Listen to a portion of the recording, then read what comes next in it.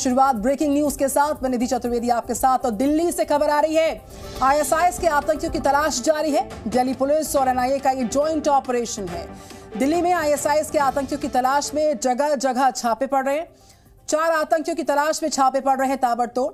दिल्ली के कई सारे इलाके ऐसे हैं जहां पर छापेमारी लगातार जारी। शहनवाज, रिजवान, अब्दुल्ला, तलय, लियाकत, ये चारों आतंकियों के नाम बताए जा रहे हैं। इन सभी पर 3-3 लाख रुपए का इनाम एनआईए ने घोषित कर रखा है। ये ब्रेकिंग न्यूज इस वक्त की। दिल्ली में आईएसआईएस के 4 आतंकियों की तलाश में जगह जगह छापे पड़ रहे हैं। जितेंद्र शर्मा मेरे साथ। गुड मॉर्निंग जितेंद्र, क्या जानकारी? आईएसआईएस के आतंकियों की तलाश में अलग अलग लोकेशंस में दिल्ली की छापेमारी जारी है। क्या इनपुट्स आ रहे हैं इस वक्त के?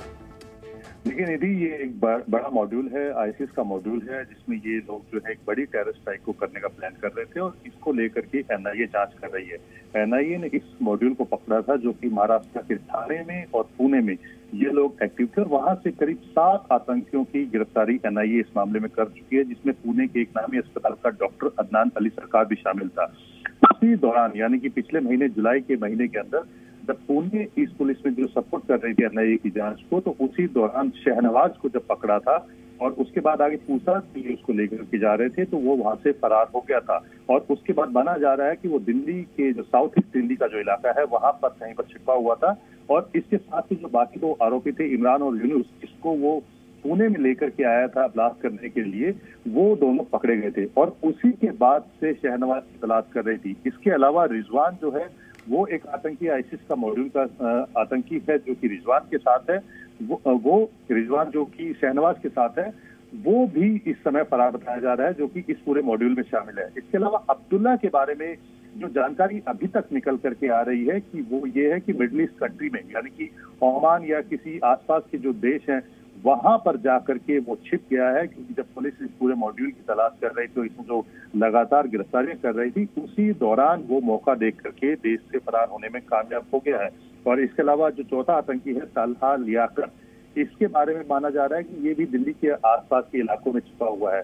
एनआईए ने इन चारों आतंकी के ऊपर 3-3 लाख रुपए का इनाम घोषित किया हुआ है। और मल्टी एजेंसी का मतलब ये होता है कि जब एक से ज्यादा एजेंसी किसी एक मामले को लेकर के या किसी एक आतंकी, किसी एक अपराधी को पकड़ने के लिए अपने आप को ज्वाइंट करती हैं और एक ज्वाइंट ऑपरेशन चलाती हैं, तब उसे मल्टी एजेंसी ऑपरेशन कहा जाता है। तो इस पूरे मामले को लेकर के क्योंकि एनआईए आईएसआईएस मॉड्यूल की जांच कर रही है, तक 7 गिरफ्तारियां हो चुकी हैं। इसके अलावा पुणे पुलिस इसकी अलग से जांच कर रही है, क्योंकि ये जो मॉड्यूल है ये महाराष्ट्र के ठाणे और पुणे से जुड़ा हुआ है और ज्यादातर जो गिरफ्तारियां हुई हैं वो पुणे से गिरफ्तारियां हुई हैं, तो इसलिए पुणे पुलिस इसमें शामिल है।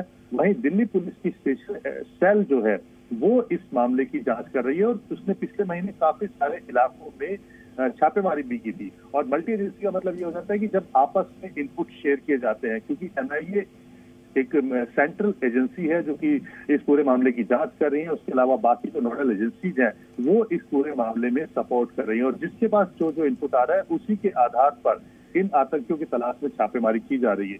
माना जा रहा है कि इस बार जो है बिल्कुल जितेंद्र, इस वक्त की इस बड़ी खबर पर जी न्यूज की नजर लगातार छापे पड़ रहे हैं दिल्ली के अलग अलग लोकेशंस पर।